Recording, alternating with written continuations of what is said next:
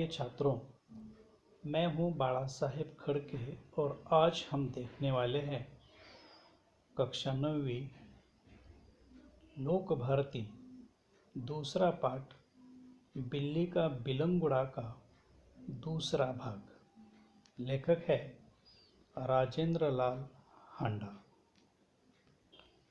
पिछले वीडियो में हम दो आदमी चुपके चुपके उसके पीछे हो लिए यहाँ तक आए थे और आगे का भाग हम आज देखेंगे।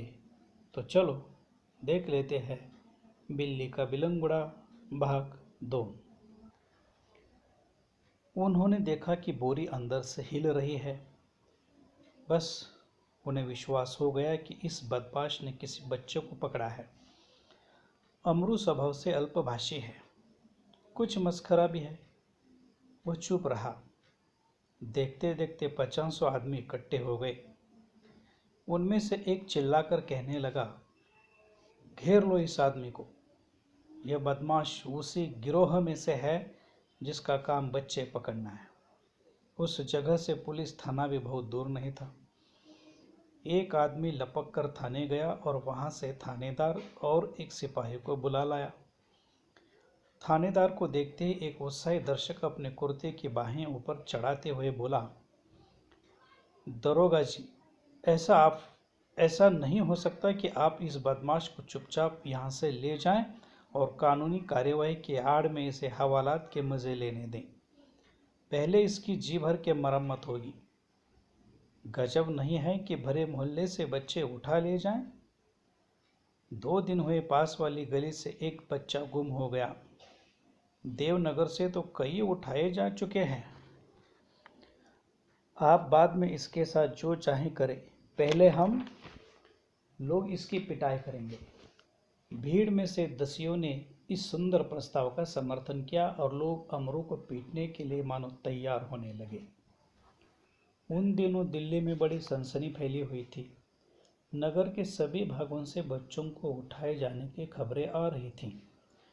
1-2 बार पत्रों में यह छपा कि जमुना के पुल पर कुछ आदमी पकड़े गए जिन्होंने बोरियों में बच्चे बंद किए हुए थे।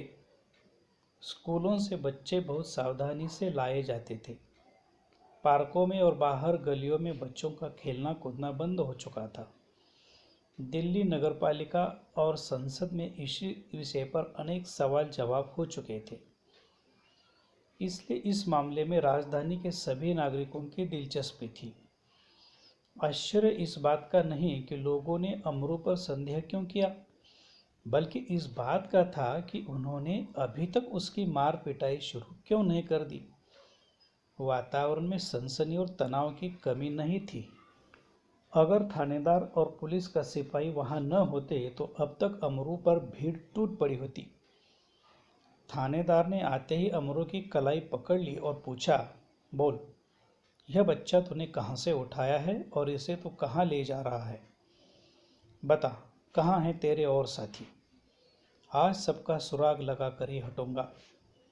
अमरू अब तक तो दिल में हंस रहा था, मगर थानेदार की धमकियों से कुछ घबरा गया। दबी आवाज में वह थानेदार से बोला, सरकार, मैंने किसी का बच्चा नहीं उठाया, न मैं बदमाश हूँ। मैं तो एक भले घर का नौकर हूँ, रोटी चौका करता हूँ और अपना पेट पालता हूँ। जो आदमी थानेदार को बुलाकर लाया था क्रोध में आकर बोला, क्यों बकता है बे? दरोगा जी, ऐसे नहीं यह मानेगा। 2-4 बेंत रसीद कीजिए। दरोगा ने बगल से निकाल कर बेंत अपने हाथ में ली ही थी कि अमरू नम्रतापूर्वक झुका और बोला, सरकार, आप जितना चाहे मुझे पीट लें, पहले यह तो देख ले कि इस बोरी में क्या है। हुक्म हो तो चलिए थाने चले। यद्यपि थानेदार इस बात पर राजी हो गए थे, पर भीड़ कब मानने वाली थी। लोग चिल्ला उठे, हरगिज नहीं, ऐसा कभी नहीं होगा। हम सब इस आदमी की बदमाशी के गवाह हैं। मामला कभी दबने नहीं देंगे। थानेदार डर गए कि उसकी नीयत पर लोगों को शक हो रहा है। उन्होंने अमरू से कहा, अच्छा, बोरी को नीचे रखो, इसका मुंह खोलो। अमरू शांतिपूर्वक नीचे बैठ गया। और धीरे से उसने बोरी का मुंह खोल दिया। जैसे ही बोरी का मुंह खुला, बिल्ली का बिलंगुड़ा छलांगे मारता हुआ एक तरफ भाग गया और लोग देखते ही रह गए। थानेदार की भी समझ में न आया कि अब क्या करें। वह थाने की तरफ मुड़ा और एक तांगे वाले की पीठ पर बेंत मारते हुए बोला, जानते नहीं कि रास्ते में तांगा खड़ा नहीं करना चाहिए। इस प्रकार अपनी झेंप मिटाने का यत्न करते हुए दारोगा जी चले गए और अमरो हंसता हुआ घर वापस आ गया। शब्द संसार देख लेते हैं। अल्प भाष्य का मतलब होता है बहुत कम बोलने वाला। मसखरा यानी मजाकिया ढंग वाला। गिरोह का मतलब होता है समूह। सनसनी फैलना यानी घबराहट फैलना। दिलचस्पी यानी लगन या चाव। सुराग का मतलब है टोह या रहस्य। रसीद करना, इसका मतलब है चांटा मारना या बेंत की छड़ी से मारना। हरगिज यानी बिल्कुल, और नियत का मतलब है इरादा। प्रिय छात्रों, अगर आपको ये वीडियो अच्छा लगता है तो लाइक कीजिए, शेयर कीजिए और सब्सक्राइब कीजिए।